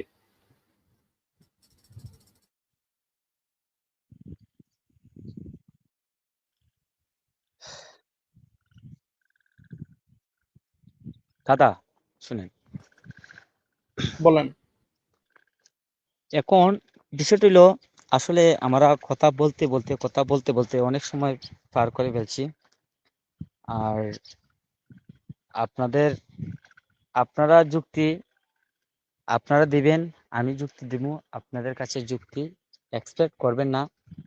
কারণ আপনাকে আমি বারবার বলেছি দাদা যে আমরা জেনে যেটা পাপ কর্ম সেটা আমাদের পাপ পাপের ফল ভোগ করতেই হবে। এখন তার বিষয় মানে হলো আপনাকে তার মানে আপনাকে পাপের ফল ভোগ করতে হবে এবং পৃথিবীর যত সবাই আছে সবাইকে প্রাণী হত্যার জন্য সে সে ধরেন এই যে ধরেন আপনি এবং যারা বৈষ্ণবরা আছে ওনারা ওনারা প্রাণী হত্যা করেন না বলে ওনারা এটা দাবি করেন, কিন্তু ওনারাও কিন্তু জেনে শুনে প্রাণী হত্যা করছে। বিশেষ করে আপনি যদি এখন গরম জল করেন, আপনি যদি কোনো খাবার যদি আপনি গরম করেন, যেমন আমরা আরেকটা উদাহরণ এখানে আমরা দিতে পারি। কোনো খাবার যদি ঠান্ডা জায়গায় ছিল, ঠিক আছে, অথবা কোনো খাবার আমরা দেখি যে যদি ঠান্ডা হয়ে গেছে এবং সেটা কিছুক্ষণ পড়ে আছে, সেটাকে আমরা মাইক্রোওভেনে দিই। মাইক্রোওভেনে আমরা কেন দিই? এই কারণে, কারণ ওটা যাতে শীতল অবস্থায় থাকার ফলে ওটা যদি কোনো ব্যাকটেরিয়া বা কিছু যদি হয়ে থাকে তাহলে ওটা সেখানে ব্যাকটেরিয়া মুক্ত হবে। তো এই যে এটা যে আমরা করছি এবং আপনি এটা অবশ্যই করবেন, এটা আপনাকে করতেই হবে। আচ্ছা আমি আরো একটা আপনাকে কথা বলি। যখন অপারেশন থিয়েটার অর্থাৎ যে ওটিতে যখন কোনো অস্ত্রোপচার যখন করা হয়, যখন অপারেশনের জন্য সেখানে ছুরি কাঁচি যখন ব্লেড ইউজ করা হয়, তখন সেই জিনিসটাকে একটা নির্দিষ্ট টেম্পারেচারে দেওয়া হয়, তারপরে সেটা দিয়ে অপারেশন করা হয়। কেন সেটা দেওয়া হয়? সেটা যাতে ব্যাকটেরিয়া মুক্ত হোক, সেটা যাতে ভাইরাস মুক্ত হোক। তাহলে ডাক্তাররা কি এটা জানে না? এবং এই যে আমরা এখন এটা প্রত্যেকে জানি, তাহলে যারা আমাদের বৈষ্ণব ভাইয়েরা বলছে যে আমরা তো প্রাণী হত্যা করি না, কিন্তু দেখেন তারাও কিন্তু এটা জানা শোনার পরে কিন্তু তারা প্রাণী হত্যা করছে, তাহলে কি তারা পাপের ভাগীদার হবে না? এবং আপনি এটা আজকে জেনে গেলেন, তাহলে কি আপনি এটা পাপের ভাগীদার হবেন না? জি দাদা, তাহলে আমি আপনাকে একটা কথা বলি। কিছু কিছু কিছু কিছু জিনিস আমাদেরকে দিয়েছেন হালাল, যেটা আমরা ব্যবহার করলে আমাদের মানে কোনো পাপ হবে না। যেমন আমরা প্রাণীর অপর নাম জীবন, আমরা পানি ছাড়া বাঁচতে পারবো না। যেমন মনে করেন যে আমরা পানিকে মনে করি যে গঙ্গা, সেখানে আমরা স্নান করে আমরা যে আমাদের অনুষ্ঠানগুলো করি সেগুলো আমরা স্পর্শ করি। যেমন আপনারা নামাজ পড়তে গিয়া যে পানিগুলো আছে যে এগুলা দিয়ে উজু উজু করে আপনারা করেন, যেগুলা জিনিস হালাল দিয়েছে এগুলো আমরা ব্যবহার করতে পারবো। বিষয়টা বুঝতে পারছি। আমাদেরকে ঈশ্বর যেগুলো হালাল দিয়েছে সেগুলো আমরা ব্যবহার করতে পারবো। কোন জিনিসগুলো হালাল দিয়েছে? কেন আমরা আমরা আমার পানি এগুলা হালাল দিয়েছে না, আমরা পানি না খেলে আমরা বাঁচতে পারবো? তাহলে দাদা কোন পানি দিক না থেকে খেলে দেখেন, তোমরা বাঁচতে পারবো না। পানি তো না খেলে দাদা তোমরা তাহলে বাঁচতে আপনি পারবো না। আচ্ছা আচ্ছা, এখানে আমি শুনেন, আরেকটা আপনাকে এই যে একটা কথা বলি। ইব্রাহিম ভাই, এই যে আপনি যেটা বললেন না যে তাহলে কিছু জিনিস হালাল দিয়েছে, কিছু জিনিস হালাল দিয়েছে, এক সেকেন্ড খায়রুদ্দিন ভাই বসবে, এক সেকেন্ড। কিছু জিনিস হালাল দিয়েছে এবং কিছু জিনিস হারাম দিয়েছে, এটা আপনার কথা তাই না হরিভক্ত ঠাকুর ভাই? মানে কিছু জিনিস আপনাদের ধর্মে বৈধ এবং কিছু জিনিস অবৈধ, তাই তো হরিভক্ত ঠাকুর ভাই? জি জি বলে। আচ্ছা, তো আমরা সেম জিনিস তো আমরা, তাহলে আমরা আপনার কথা অনুযায়ী তো আমরা সেই ফিরে আসলাম সে মনুসংহিতার 5 নম্বর অধ্যায়। মনুসংহিতা 5 নম্বর অধ্যায় 32 নম্বর শ্লোক, মনুসংহিতা 5 নম্বর অধ্যায় 35 নম্বর শ্লোক, যেখানে মনুসংহিতার মনু, ঋষি মনু তিনি লিখছেন যে ঈশ্বর তোমাদের জন্য কিছু প্রাণীকে বৈধ করেছে, মানে খাওয়ার জন্য করেছে, এবং কিছু প্রাণীকে খেয়ে ফেলার জন্য করেছে। অর্থাৎ আপনি ধরেন আপনি ছাগল মেরে খেলেন, আর বাঘকে তৈরি করেছে বাঘ যেন ছাগল, মানে আচ্ছা, আপনি ছাগল মারলেন, আর ছাগলকে তৈরি করেছে ধরেন ঘাস পাতা যে প্রাণী, এগুলো হত্যা করার জন্য, ঠিক আছে, এগুলোই এর জন্য। তো আপনার জন্য তো ছাগল মারাটা বৈধ হয়ে গেল, কারণ ঈশ্বর বলছে দাদা যে কিছু জিনিসকে বৈধ করেছে খাওয়ার জন্য, কিছু প্রাণীকে খাওয়ার জন্যই আমি তৈরি করেছি যে তোমরা খাও কিছু প্রাণীকে, এবং কিছু প্রাণীকে আমরা তৈরি করেছি যাতে তারা খেয়ে ফেলে অন্য কোনো প্রাণীকে। তো মানে আমরা তো সেই ওই শ্লোকটাতে এসে ফিরে আসলাম, অর্থাৎ প্রাণী হত্যা করে খাওয়া, কিছু প্রাণীকে খাওয়া, হত্যা করে নিজেদের জীবন ধারণ করার জন্য এটা বৈধ হিন্দু ধর্ম মতে। তা আমরা তো সেই জায়গাতে আমরা ফিরে আসলাম। জি যে এখন যে ইব্রাহিম ভাই, এটা কিন্তু আমরা বাস্তবিক ভাবে কিন্তু পাচ্ছি। দেখেন আমাদের যে ভৌগোলিক, আমাদের যে পৃথিবীর ভৌগোলিক অবস্থান, ভৌগোলিক অবস্থানের কারণে মানুষের খাদ্যাভ্যাস ভিন্ন হয়ে থাকে, যেগুলো হচ্ছে আপনার যে কি বলে মরুভূমি এলাকা, যেখানে শুষ্ক আহ, জলবায়ু থাকে, যেখানে মানে কি বলে রোদ 50 ডিগ্রির উপরে পড়ে, মানে একেবারে বালুময় এলাকা। ওখানে মানুষের কিন্তু আমরা যেভাবে বিভিন্ন ধরনের ফসলি ফলি এগুলা খাই, সেরকম তারা সুযোগ পায় না। সেখানে তারা মাংসের উপর নির্ভরশীল। এবং আর যেগুলো হচ্ছে আপনার যে শীত প্রধান এলাকা, যেখানে শুধুমাত্র বরফে পড়ে, ওই এলাকার মানুষরা কিন্তু শুধুমাত্র মাছ মাংস খেয়ে তারা জীবন ধারণ করে। ঠিক আছে, এটা আমাদের ভৌগোলিক ভাবে এই ধরনের অবস্থা। তারপরে আমরা যদি আমাদের যে শরীরের যে আমাদের যে পিত্তথলি, ঠিক আছে, পিত্তথলিতে দেখেন আমাদের দুইটা খাদ্য, এখানে ভেজ আর নন ভেজ দুইটা খাদ্য হজম করার কিন্তু ব্যবস্থা আমাদের এখানে দেওয়া আছে। পশু পাখিদের ক্ষেত্রে আমরা বাঘের ক্ষেত্রে যদি যাই, বাঘ কিন্তু আপনার এই যে কি বলে লতা পাতা ঘাস এগুলা খাইতে পারে না। তারা শুধুমাত্র মাংস খাইতে পারে। গরু ছাগল তারা মাংস খাইতে পারে না, তারা হচ্ছে লতা পাতা খাইতে পারে। তা আমরা এখন দেখতে পাচ্ছি ভৌগোলিক ভাবে, তারপর হচ্ছে আপনার যে খাদ্যাভ্যাসগত ভাবে, সাইন্টিফিক ভাবে তো এটা ঈশ্বর দিয়ে দিছে যে মানুষ যেন ভেজ নন ভেজ খাইতে পারবে, এবং কিছু কিছু প্রাণী ভেজ খাইবে, কিছু কিছু প্রাণী নন ভেজ খাইবে। তা আপনি এটাকে কিভাবে ভাই, আপনি কোন যুক্তিকতা ডিপেন্ড করবেন, যেখানে আপনাদের শাস্ত্রীয় স্পষ্ট ভাবে বিভিন্ন পশু পাখি এমনকি গরু পর্যন্ত খাইতে বলতেছে, এমনকি মানুষকে পর্যন্ত নরু বলে দিতে বলতেছে? এটা আপনি কোন যৌক্তিকতায়, কোন লজিকে আপনি এটাকে ডিপেন্ড করবেন? আমরা সাইন্টিফিক ভাবে পাচ্ছি, তারপর আমাদের শরীরের যে খাদ্যাভ্যাস, হজমের যে শক্তি আছে, সেই শক্তির মাধ্যমে বুঝতে পাচ্ছি। এবং বিভিন্ন প্রাণী যারা শুধুমাত্র মাংস ভক্ষণের কি আছে মানে হজমের, তাদের পিত্তথলি আছে। আর কিছু আছে যারা শুধুমাত্র গাছ লতা পাতা হজম করতে পারে, মাংস হজম করতে পারে না। এটা তো সৃষ্টিকর্তা দিয়ে দিছে, তা আপনি এটা কিভাবে ডিপেন্ড করবেন ঠাকুর দাদা? আমি তো হ্যাঁ দাদা, আমি তো আগেও বলেছি যে এই পৃথিবীতে সৃষ্টির সেরা জীব মানুষ। আমাদের বুঝার অনেক কিছু টপিক দিয়েছে, আমাদের ঈশ্বর অনেকগুলা টপিক দিয়েছে, আমরা বুঝতে পারবো আমরা কোনটা ন্যায় করতেছি কোনটা অন্যায় করতেছি আমরা বুঝতে পারবো। কিন্তু একটি প্রাণীর আর আমাদের কি সমান দেখলে চলবে? একটি আমি পশু আপনাকে একটি কিছু, পশু আর আমরা আমি আপনার এখন তো দেখুন কি আমাদের ইব্রাহিম ভাই সাইন্টিফিক ভাবে দেখা দিয়েছেন যে আমরা যে নিঃশ্বাস নিচ্ছি, নিঃশ্বাস ছাড়তেছি, নিঃশ্বাস ছাড়ার সময় কিন্তু অনেক ব্যাকটেরিয়া, যে ব্যাকটেরিয়া গুলো হচ্ছে প্রাণ আছে, প্রাণগুলো কিন্তু আমরা হত্যা করতেছি। এবং আমরা যে পানিতে অনেক ব্যাকটেরিয়া থাকে, আমরা এটা ফুটাই মানে পরিশুদ্ধ করে খাওয়ার সময় আমরা অনেক প্রাণীকে হত্যা করতেছি। তারপর হচ্ছে ধরুন আপনি বলছেন নন ভেজ, নন ভেজ বলতে কি, যে শাক সবজি লতা পাতা এই ছাল মাল এগুলো আছে, এগুলোতে প্রাণ আছে, আমরা এগুলো হত্যা করতেছি। আপনি কিভাবে এটাকে ডিফেন্ড করবেন যে এটাও তো প্রাণ? আপনি বলতেছেন আমরা মানুষ, আমাদের বুদ্ধি আছে সেজন্য আমরা প্রাণ হত্যা করতে পারবো না, কিন্তু আমরা বেসিক্যালি তো সবসময় আমরা প্রাণ হত্যা করে আছি। আমরা যে প্রতিটা নিঃশ্বাস নিচ্ছি, নিঃশ্বাস নেওয়ার সাথে সাথে অসংখ্য ব্যাকটেরিয়া তো মারা যাচ্ছে। আপনি এটাকে কিভাবে দেখবেন বলেন? আর একটা জিনিস কি খায়রুদ্দিন ভাই, একটা জিনিস কি আপনার এই যে অন্যান্য পশুরা তো ভাগতে পারে, ভাইগা তাদের জীবন বাঁচাতে পারে, কিন্তু নিরীহ গাছ, হ্যাঁ নিরীহ সবজি, এরা কিন্তু দৌড়ও দিতে পারে না, নিজেরা বাঁচাতেও পারে না। এই ধরনের নিরীহ গাছপালা উদ্ভিদ গুলোর যারা খায় তাদের তো বেশি ডবল শাস্তি হওয়া দরকার আমি মনে করি। যদি ঈশ্বর থেকে থাকে আর সেই যদি ঈশ্বর যদি চায় যে প্রাণী হত্যা কেউ না করুক, তাহলে আমি মনে করি কি যারা পশু পাখি খায় তাদের চাইতে যারা যারা শাকসবজি হত্যা করে তাদের ডবল শাস্তি হওয়া উচিত, আমি মনে করি তাদের ডবল পাপ হওয়া উচিত। কারণ আপনার একটা প্রাণী কিন্তু দৌড় দিতে পারে, একটা গরু কিন্তু দৌড় দিয়ে তার জীবন বাঁচাতে পারে, একটা মুরগি দৌড় দিয়ে তার জীবন বাঁচাতে পারে, কিন্তু নিরীহ গাছ, নিরীহ পটল, নিরীহ আলু, তারপরে নিরীহ নিরীহ এই যে গাজর, নিরীহ মূলা, এরা কিন্তু ভাই খুবই নিরীহ, এরা কিন্তু দৌড় দিতে পারে না। হ্যাঁ, এরা কিন্তু দৌড় দিতে পারে না, কথাও বলতে পারে না, এরা কিন্তু খুবই নিরীহ। কিন্তু এদেরকে যারা হত্যা করে, খুন করে যারা খায়, তাদের আমি মনে করি ডবল শাস্তি হওয়া উচিত, পৃথিবীর মধ্যে শাস্তি দেওয়া উচিত ধন্যবাদ দাদা, এদেরকে। আপনি সুন্দর প্রশ্ন করেছেন। অসংখ্য ধন্যবাদ দাদা। আমি আগেও বলেছি যে এই পৃথিবীতে যতগুলা প্রাণী আমরা জেনে হত্যা করব সেগুলো আমাদের পাপ, কিন্তু আমি বলেছি এই পৃথিবীতে, এই বিশ্ব ব্রহ্মাণ্ডে ঈশ্বর যা দান করেছেন আমাদের, এগুলা যদি আমরা ঈশ্বরকে দিয়ে অর্পণ করে আমরা যদি নিজে খাই তাহলে সেগুলা পাপ। ঈশ্বরকে দিয়ে আমরা খাইতেছি। দাদা এখন বিষয়টা হচ্ছে কি, মানে আপনি আস্তে আস্তে লাইনে আসতেছেন। আপনি বলতেছেন ঈশ্বরকে যদি অর্পণ করে যদি আমরা খাবার গুলা বলি দিয়ে খাই তাহলে আমরা খাইতে পারবো, ঠিক আছে? শাকসবজি এটা হত্যা কিন্তু করে, শাকসবজি হত্যা করে ঈশ্বরকে দেওয়া যাবে?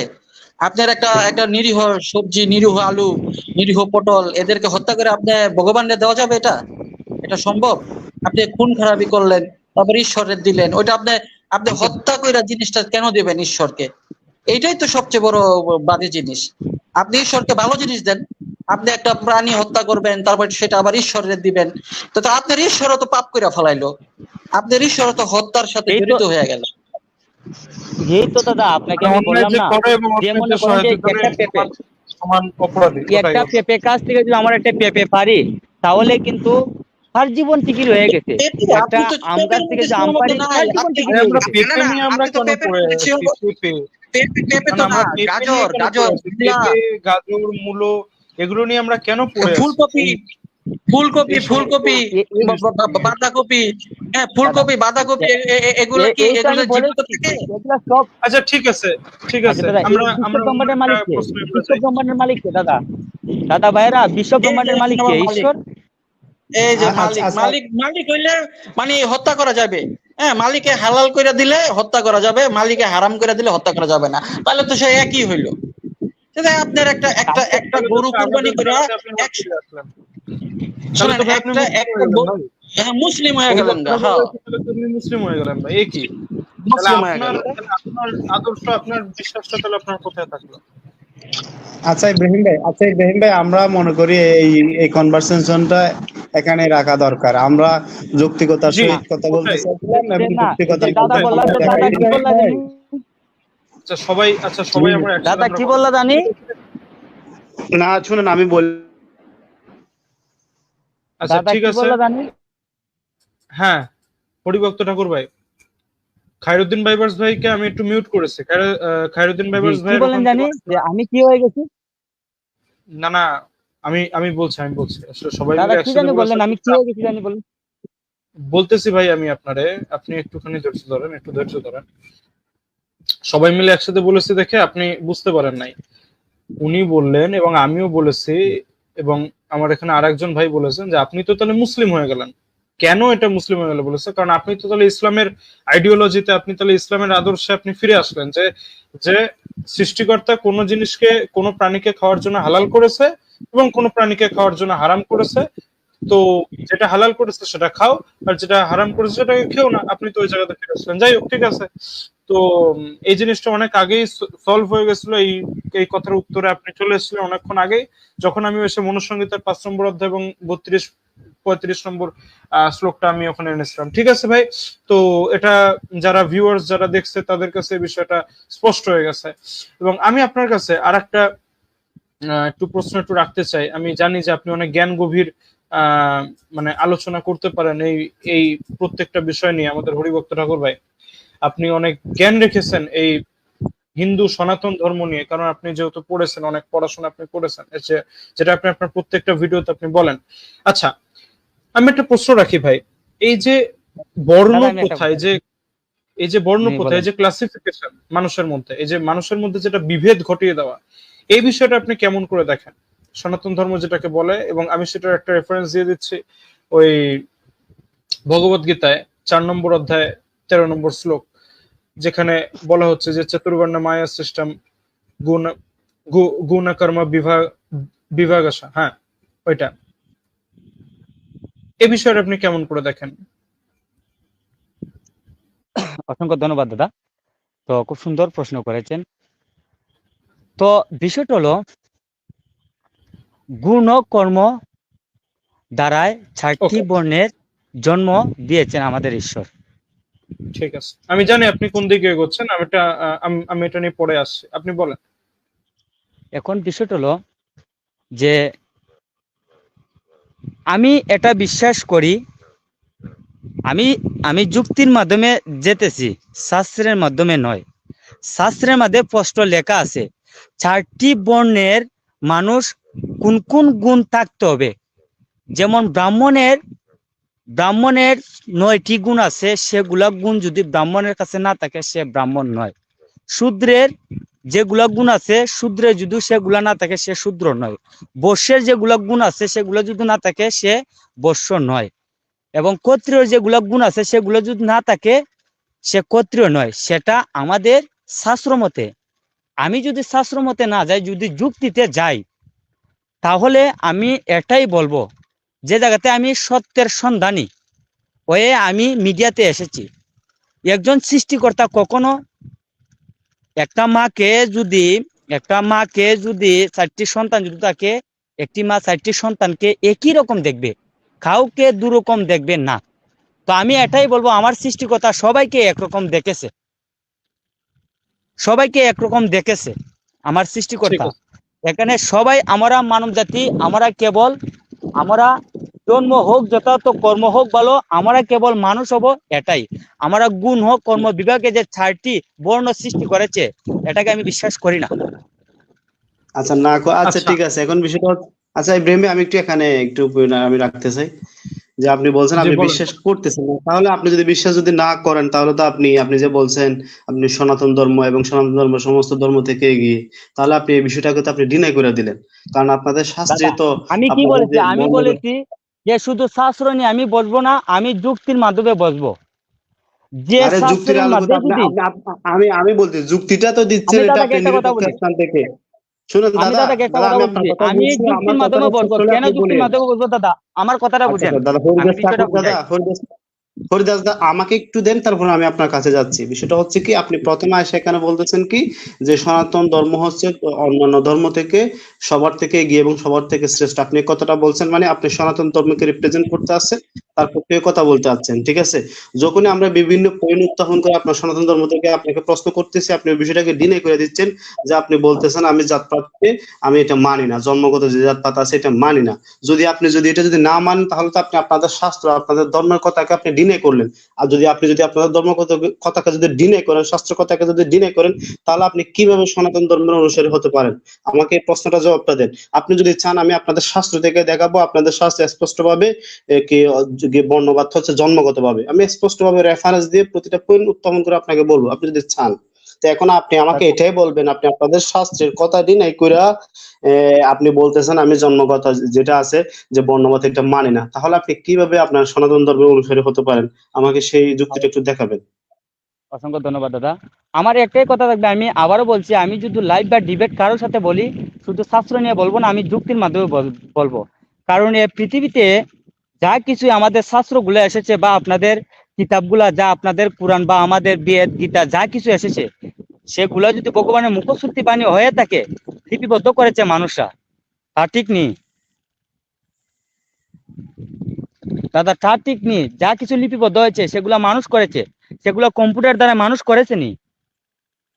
এখন আমি আপনার মুখ আচ্ছা থেকে জানতে চাচ্ছি, এখন আমি আপনার মুখ থেকে জানতে চাচ্ছি, আপনি কি সনাতন ধর্ম বলি, আপনি কি হিন্দু ধর্মকে বিলিভ করেন বা সনাতন ধর্মকে বিলিভ করেন?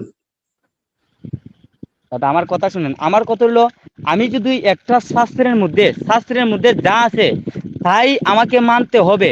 সেটা যদি আমার যুক্তির মাধ্যমে বা 10 জনকে নিয়ে আমি বসবো, সেটা যদি যুক্তির মাধ্যমে পড়ে না, তাহলে এটা আমি কিভাবে মানবো? হ্যাঁ, ধন্যবাদ। এই তো কথাটা আছে। আপনি যদি মনুসংহিতা দেখেন, যারা হচ্ছে বেদকে মানে না, বেদ বিরুদ্ধ কথা বলে, তারা হচ্ছে নাস্তিক। এবং নাস্তিকদের শাস্তি বেদের মধ্যে বলতেছে কি, যারা হচ্ছে বেদের ঈশ্বরের আরাধনা করে না, যারা বেদ বিরুদ্ধ, তাদেরকে পা দিয়ে পিষিয়ে হত্যা করতে হবে। তার মানে কি, আপনি বেদের কথাকে অমান্য করতেছেন, ঠিক আছে? তার মানে আপনি বেদের নাস্তিক, কথা এবং নাস্তিক হ্যাঁ, তাহলে অবশ্যই এগিয়ে হলো বেদের কি কথা আবার? আমাকে- আচ্ছা, আপনি যদি নাস্তিক কাকে আপনার বলে আপনি জানেন? সনাতন নাস্তিক ধর্ম যদি কাকে বলে আপনি নিজেই মানতে না পারেন, তাহলে আপনি এগিয়ে এই কথাটা কেমনে বলতে পারেন? আপনি নিজেই তো সনাতন ধর্ম মানেন না, বিশ্বাস করেন না, না, বলতেছেন এগুলো সব নাস্তিক কাকে মানুষের বলে দাদা লেখছে। জানেন? তাহলে নাস্তিক এগিয়ে কাকে বলে কেমনে জানেন? বললেন এটা? নাস্তিক কাকে বলে জানেন দাদা? একটা মূর্খ আমরা জানি। মানুষকে এখন মানুষ কখনো নাস্তিক জি, বলে না। আচ্ছা একটা শুনেন মূর্খ দাদা, আমরা মানুষকে জানি, কখনো মানুষ শুনেন শুনেন নাস্তিক বলে না। শুনেন দাদা, নাস্তিক কাকে বলে আমরা জানি, এবং আপনাদের শাস্ত্র থেকে দেখাবো নাস্তিক কাদেরকে বলা হয়। এখন নাস্তিক কাদেরকে বলে আপনি কি মনে করেন, সেটা আপনার অভিব্যক্তিটা আমাদের সামনে উত্থাপন করুন। কাদেরকে নাস্তিক বলা হয়? দাদা শুনেন, যখন একটি শিক্ষিত মানুষ তার নিজ ধর্ম সম্পর্কে জানার অনুপ্রাণিত হয়, সে শাস্ত্রগুলো অধ্যয়ন করে, নিজে জানার চেষ্টা করে দেখে কোনগুলা সত্য কোনগুলা মিথ্যে, হ্যাঁ, সেটা থেকে নিজ বিরত থাকে এবং 10 জনকে বিরত রাখার চেষ্টা করে, আর এই মানুষটাকে সমাজে নাস্তিক করে। তো মানুষ কখনো নাস্তিক হয় না। আপনারা বলছেন যে 4টি বর্ণের কথা, আমি বলছি যে আমার শাস্ত্রের মধ্যে যদি একটা শ্লোক থাকে, একটা মন্ত্র থাকে, সেটা যদি আমার যুক্তির মাধ্যমে বা 10 জনকে নিয়ে বসে যদি যুক্তির মাধ্যমে যদি মানে এটা অ্যাকসেপ্ট করা যায় না, তাহলে সে শ্লোক আমি মানি না। কেন মানি না? যে এটাতে ভগবানের মুখশ্রুতি বাণী হবেই, এটা কিভাবে বিশ্বাস করব? কারণ ভগবানের মুখশ্রুতি বাণী দিয়েছে, সেগুলা লিপিবদ্ধ করেছে কম্পিউটার মাধ্যমে আমাদের মানুষরা। প্রত্যেকটা শ্লোক হইতে ভগবানের মুখশ্রুতি বাণী হতে পারে, সেটা কি গ্যারান্টি আছে? প্রত্যেকটা শ্লোক হইতে ভগবানের মুখশ্রুতি বাণী হতে পারে নিজের ব্যক্তিত্বকে, নিজের নিজের জ্ঞান থেকে, নিজের মানে স্বার্থের অনুযায়ী এমনও তো লিখে যেতে পারে, হতে পারে না? আচ্ছা, দেখেন আপনার এখানে কত সমস্যা, আপনার সনাতন ধর্মের কত সমস্যা। এখানে মানুষে লেখা দিতে পারে, মানুষে মিথ্যা কথা ঢুকাই দিতে পারে, আপনিই বলতেছেন। তাহলে এটা এগিয়ে থাকলো কিভাবে? আপনি ইসলামটা দেখেন, আপনার মুসলিমরা বলে একেবারে কোরআনের ফার্স্ট টু লাস্ট সব একেবারে বিশুদ্ধ। এটা মুহাম্মদ সাল্লাল্লাহু আলাইহি ওয়াসাল্লাম থেকে শুরু করে এখন পর্যন্ত এটার মধ্যে কোনো রকমের কোনো কিছু ঢুকে নাই, কেউ কিছু ঢুকাইতে পারে নাই, কারণ আমরা এটা মুখস্থ করে রাখছি। পৃথিবীর যে কোনো মানুষ, সে হোক বা আরবীয়, তার ভাষা যদি আরবের হয়, তারপর তার ভাষা যদি চাইনিজ হয়, তার ভাষা যদি হিন্দি হয়, তার ভাষা যদি বাংলা হয়, সে নিজেও আপনার 7 বছরের ছেলে পর্যন্ত, 7 বছর বয়সী একটা শিশু পর্যন্ত কোরআন মুখস্থ করে রাখছে। তো এই জন্য কি হয় জানেন, আপনি কোরআনটা কেউ বিকৃত করতে পারে না। এই জন্য দেখেন ইসলামটা এগিয়ে আপনি বলতে পারেন, আপনি লজিক অনুযায়ী ইসলাম ধর্মটাই হচ্ছে সবচেয়ে এগিয়ে। কারণ আপনি যে সনাতন ধর্মটা বিশ্বাস করতেছেন, সেই সনাতন ধর্মের মধ্যে মানুষের তার নিজের কথা ঢুকাই দিতে পারে, আপনি নিজেই বলতেছেন। তাহলে আপনার এই সনাতন ধর্ম এগিয়ে থাকলো কিভাবে? এটা তো পিছিয়ে, এটাই সনাতন এটাই ধর্ম তো এটাই পিছিয়ে থাকে। একদম একদম দাদা, একদম যে একটা জিনিস মানুষ ঢুকাইতে পারে সেগুলো হ্যাঁ, আমরা বর্জন করব, সেগুলো তাহলে আমরা পিছিয়ে বর্জন না, করব, সেগুলো গ্রন্থ তাহলে আমরা সনাতন বর্জন ধর্ম করব, পিছিয়ে। সেগুলো আমরা তাহলে দেখবো না। আপনাকে তো বলতে ঠিক। হবে সনাতন ধর্ম সালিম ভাই, পিছিয়ে। হ্যাঁ, সালিম ভাই, ঠিক আছে, ঠিক আছে, বুঝতে পেরেছি। আপনি এখানে খুব একটা সুন্দর একটা পয়েন্ট আপনি রেখেছেন। ঠিক আছে হরিভক্ত ঠাকুর ভাই, আপনি খুব সুন্দর একটা কথা এখানে বলেছেন ভাই আমার, যে যেই জায়গাতে মানুষ হস্তক্ষেপ করে দিয়েছে, যেই জায়গাতে মানুষ সংযোজন বিয়োজন করে ফেলেছে, সেই জায়গাটাকে আমরা কোনোভাবে আমরা সঠিক বলে বুঝতে পারি না, সেটাকে আমরা বর্জন করব, এটাই হচ্ছে আমাদের কাজ, তাই না হরিভক্ত ঠাকুর ভাই? জি জি দাদা জি। এই জি জন্য হরিভক্ত, আমাদের দাদা শুনেন, এই জন্য হ্যাঁ বলেন আমাদের please। একজন মহাপুরুষ আমাদের এসে নিজে ঈশ্বরের স্বরূপ এসে নিজে বলে গেছেন যে এগুলা বর্জন করো, কলির যুগে আমরা শুধু হরি নাম করি। যেমন আপনারা যেমন একজন বিশ্বাসী, আমরাও একজন বিশ্বাসী হওয়ার কথা বলেছে।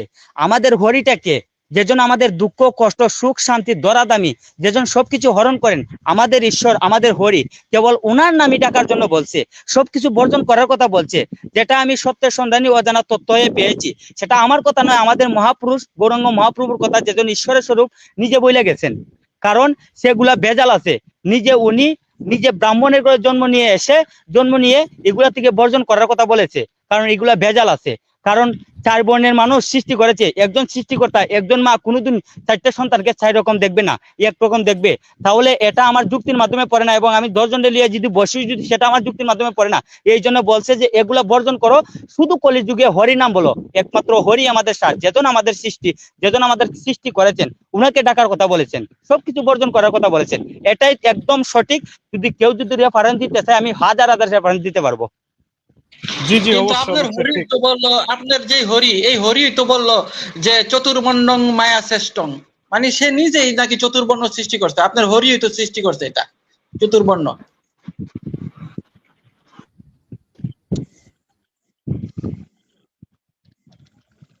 জি দাদা বলেন। আচ্ছা হরিদাস দাদা, হ্যাঁ, আপনাকে যে হরিভক্ত আমাদের ঠাকুর ভাই, শালীন ভাই বলছে দাদা কি, আমি একটা কথা বলি। যে আমাদের শালীন বলেন। ভাই বলছে যে আপনি বলছেন মানে সমস্ত কিছু ত্যাগ করে হরিদাসকে কি করতে, মান্যতা দিতে, আপনাদের হরিকে মান্যতা দিতে। কিন্তু সেই জি হরি বলতেছে চতুর্বর্ণ মায়া সিস্টেম, মানে চতুর্বর্ণটা আমি সৃষ্টি করছি, ঠিক আছে? তো এবং তো এখন আপনি যার কথায় মানবেন, যাকে অনুসরণ করবেন, সে যখন এই কথাটা বলতেছে, তা আপনি তার কথার পক্ষে কিভাবে থাকবেন, তার কথার উপরে উপরে কিভাবে থাকতে পারবেন আমাকে দাদা, বলেন।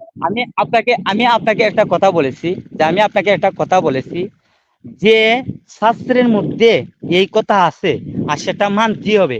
এটা ভগবানের মুখশ্রুতি বাণী আছে, এটা কি গ্যারান্টি আছে? যেমন মনে করেন যে কম্পিউটার টাইপিং, এই কম্পিউটার টাইপিং আমরা মানুষ করতেছি, কথা ঠিক নেই, কম্পিউটার টাইপিং এগুলা বুঝতে খারাপ পেরে গেছি, করতেছে। বুঝতে পেরে গেছি। হরিভক্ত ঠাকুর ভাই, আচ্ছা আচ্ছা কে দাদা, করলো এটা? আচ্ছা দাদা, এটা কি তাহলে হচ্ছে? তাহলে আমরা দাদা আমরা এই বিষয়ে তাহলে আমরা সামনে না বাড়াই, কারণ আপনি স্বীকার করে ফেলছেন যে যে বর্ণবাদের যে ভয়াবহতাটা আছে, সেটা হচ্ছে মানুষের লিখে ফেলছে। এখন যে ধর্মটা, যে জি রিলেশনটা মানুষের লিখা, মানুষের হাত ঢুকে গেছে, এটা কখনো ঈশ্বরের ধর্মগ্রন্থ হতে পারে না, ঈশ্বরের বাণী হতে পারে না। তো এটা শ্রেষ্ঠ হতে পারে না, এটা সবার আগে হতে পারে না। এটা এটাকে হচ্ছে, বর্জন করতে হবে, ঠিক। হ্যাঁ, এটাকে বর্জন করতে, এটা হচ্ছে মেইন পয়েন্ট। তা আমি এখানে আমাদের যে এক্স হিন্দু ইব্রাহিম আনসারি ভাইকে আমি একটু অনুরোধ জানাবো। আমাদের এখানে 2 জন ভাই যুক্ত আছে, একজন নবাব আর একজন হচ্ছে সালমান ইব্রাহিম। ওনাদের সাথে যদি একটু জি, আমি আমি আমাদের নবাব ভাই এবং সালমান ইব্রাহিম ভাইয়ের কাছে আসছি। তার আগে একটা লাইন, জাস্ট আমি একটা লাইনে আমি এটা শেষ করে দিচ্ছি। শেষ করে দাদা আমি ওনাদের দুজনের আপনাদেরকে সবাই বলি, আজকে লাইভটা এসেছিলাম মানে কিছু আলাপ করার জন্য, প্রায় 1 ঘন্টা 20 মিনিট আমি একাই আপনাদের সাথে লাইভে আসি এতক্ষণ। যতক্ষণ আপনারা বলছেন ততক্ষণ সময় দিয়েছি, কিন্তু মানে বিশ্বাস করেন আমার ফোনে মোটামুটি 3% চার্জ আসছে। হ্যাঁ, তো আচ্ছা আজকে আচ্ছা আমি আচ্ছা। চাইছি যে লাইভটা আর মানে বেশি দেরি না হওয়ার জন্য আমি আপনাদেরকে কালকে আবার আমার নিজের পেজে আপনাদেরকে আমন্ত্রণ দিলাম।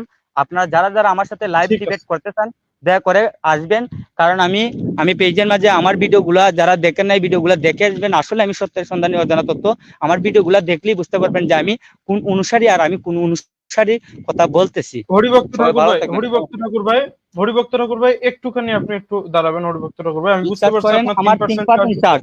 আমি আপনাকে জি জি মনে জি, আপনার স্ক্রিনশট দিয়ে 3% চার্জ। আমি জাস্ট একটা কথা আপনাকে বলবো, একটা কথা। আমি আপনার থেকে কোনো উত্তর চাই না, সেরকম বড় সড়ো আমি কিছু বলতে চাই না। আমি যখন বেশি যখন লম্বা আমি চওড়া বাসা না, আমি থেকে শুধু একটা কথা। বাইরে ছিলাম দাদা, যখন আমি বাসা থেকে বাইরে ছিলাম তখন কারেন্ট নিয়েছিল, এখনো কারেন্ট আসে নাই। যদি আমার মোবাইলটা যদি অফ হয় তাহলে অনেক অনেক সমস্যা হইতে পারে, কথা বলছো না? কারণ আমি অনলাইনে আবার চেষ্টা করবো ঢুকার, অনেক আমার রিপ্লাই দিতেছে, অনেক আমার SMS করতেছে, আমি লাইভে যাইতেছিলাম, লাইভে যাইতে পারিনি, এটার জন্য খুবই দুঃখিত। আমি আপনাদেরকে দয়া করে বলছি, কালকে আপনাদের সবাইকে আমি আমন্ত্রণ দিলাম আমার পেজ থেকে, আমার পেজে আপনাদেরকে নিয়ে আমি ডিবেট অবশ্যই যাব, করবো। অবশ্যই আর যাব জাস্ট হরিভক্ত ঠাকুর আজকে ভাই। যেভাবে আমরা যে ফ্রেন্ড হিসাবে আমাদের ফ্রেন্ড হিসাবে একে অপরে পরিচিত হব, আমরা কথা বলবো, ঠিক আছে? আপনারা হরিভক্ত ঠাকুর আপনারা ভাই, যুক্তি দিবেন, আপনার আচ্ছা হরিভক্ত আরেকটা ঠাকুর কথা, ভাই। আমি যে একাই আপনাদের সাথে আমি ডিবেট করতেছি, আপনার গ্রুপের মানুষের সাথে ডিবেট করতেছি, আমার যদি কথাবার্তায় আপনারা যদি কোনো আঘাত পেয়ে থাকেন দয়া করে আমাকে ক্ষমা সুন্দর দৃষ্টিতে দেখবেন, পাইনি, কেমন? কারণ পাইনি ভাই, পাইনি পাইনি। আমি আপনাদের অনেক ছোট, দয়া করে আমাকে ক্ষমা সুন্দর দৃষ্টিতে দেখবেন, কেমন?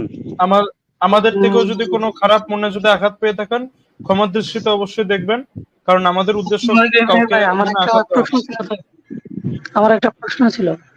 আচ্ছা, দাদা আমি প্রশ্নগুলো আপনারা আমার রাখবেন, কিন্তু ওনার ফোনে চার্জ নেই, উনি এক্ষুনি চলে যাবে। আমি শুধু একটা কথা ওনাকে বলতে চাই, হরিভক্ত ঠাকুর ভাই, আপনি যেহেতু প্রথমে এটা দাবি করেছেন, আপনি এটা সবার সামনে আমাদের এখানে প্রশ্ন, সরি, আমাদের সবার সামনে এখানে আপনি পরিচয় রেখেছেন নিজের, যে আপনি একজন সত্যের সন্ধানী এবং আপনি যৌক্তিকভাবে বিষয়গুলোকে মানতে চান, বিষয়গুলোকে দেখতে চান, যে যে জিনিস যৌক্তিকভাবে আপনি মানে দেখবেন যে এটা ঠিক না, তো আপনি সেটাকে বর্জন করবেন। তো আমি একটা কথা বলতে চাই হরিভক্ত ঠাকুর ভাই, আহ যদি আমরা এটা দেখতে পাই যে ইসলাম হচ্ছে সব থেকে শ্রেষ্ঠ এবং ইসলাম হচ্ছে একমাত্র সৃষ্টিকর্তার প্রেরণ করা একটা দিন, একটা জীবন ব্যবস্থা, যেটা, এবং আপনি এটা বিশ্বাস করেন যে পুরো বিশ্বের সৃষ্টিকর্তা হচ্ছে একজন, তো যদি এটা বোঝা যায়, তাহলে কি আপনি ইসলাম গ্রহণ করতে ইচ্ছুক হবেন, কারণ আপনি একজন সত্যের সন্ধানে? দাদা আমার কথা শুনেন, এটা কখনো সম্ভব না। আমি সত্যের সন্ধানী, ঠিক আছে, যেগুলো আমার আমার যেগুলা ধর্মগ্রন্থ বর্জন করা লাগে সেগুলো ধর্মগ্রন্থ বর্জন করব, যেগুলো আমার সঠিক আছে সে সঠিক অনুযায়ী আমি চলবো, সে সঠিক অনুযায়ী আমাদের সনাতন যে রীতিগুলা সেগুলো আমি মেনে চলবো। আসছে নবাব ভাইয়ের কাছে। নবাব ভাই, আপনি আপনার মূল্যবান কথা আপনি এখানে রাখেন ইনশাআল্লাহ। জি। আসসালামু আলাইকুম। ওয়ালাইকুম আসসালাম ওয়া রাহমাতুল্লাহ। আসসালামু আলা রাসূলিল কারীম, আম্মা বাদ। তো আলোচনা তো অনেকে শুনলাম, আলহামদুলিল্লাহ। তো প্রথমেই আমি কিছু বলার আগে আমি এই যে 5 জন আছে, এই 5 জন ভাইকে জিজ্ঞাসা করি যে যে হরিভক্ত ঠাকুর আসলো এবং বর্তমানে প্রায় হিন্দুদের যে মেন্টালিটি চলছে, যারা হিন্দু ধর্ম অবলম্বন করে, তাদের যে মেন্টালিটি চলছে, তাদের যে থিঙ্কিং প্রসেস চলছে, তাদের যে মেন কনসার্ন চলছে, সেইটা আপনাদের অ্যানালাইসিস কি করলেন? মানে হরিভক্ত ঠাকুর কিন্তু তার অবস্থান একটু ক্লিয়ার করে গেছে যে সে কিভাবে হিন্দু ধর্মকে মানে এবং হিন্দু ধর্মের প্রতি তার আস্থা কেমন, বিশ্বাস কেমন এবং কি কারণে হিন্দু ধর্মকে সে প্রাধান্য দেয়। আপনাদের অ্যানালাইসিস কি বলে? এখানে বিষয়টা হচ্ছে, আমি এইটা আমি জানতে এখানে চাই। আমি আপনার কথা বলছি, যে এখানে পাটপাড়ি করতে আছে। দেখেন, সে বলছে কি আমি সত্যান্বেষী, যেটা 10 জনের সামনে লজিক যুক্তি প্রমাণিত হবে আমি সেটাকে গ্রহণ করব, যদি আমার শাস্ত্র হয় আমি এটার বিরুদ্ধে বলবো, এই কথাটা বলছে। যখন আমাদের ইব্রাহিম ভাই তাকে বলছে, আচ্ছা ঠিক আছে ভাই, যদি ইসলাম যদি যুক্তি তথ্য প্রমাণের ভিত্তিতে যদি সত্য প্রমাণ হয় আপনি কি সেটা গ্রহণ করবেন? সে বলছে না, কখনোই না, আমি সনাতন কখনো ছাড়তে পারবো না, সে কথাটা বলছে। তার মানে কি, আমি সেজন্য এখানে বলছিলাম কি সেখানে বাটপারি করছে, যে যখন এখানে একটা বিতর্কে, যখন একটা আলোচনার মধ্যে আসে, যখন তাদের শাস্ত্র থেকে বিভিন্ন বিষয় উত্থাপন করে যখন তাকে কুণ্ঠাসা করা হচ্ছে, সে এই জিনিসটাকে ধামাচাপা দেওয়ার জন্য সে বলতেছে কি আমি সত্যান্বেষী, আমি যুক্তিকে মানি, যদি 10 জনের সামনে যদি আমাদের শাস্ত্র যদি অযৌক্তিক মনে হয় আমি সেটাকে ডিনাই করবো। এটা কিন্তু সে মানে একটা মারফেস গুলো দাদার মধ্যে ফেলে একটা ভন্ডামি করছে, এটা ছাড়া আর কিছুই না। দেখেন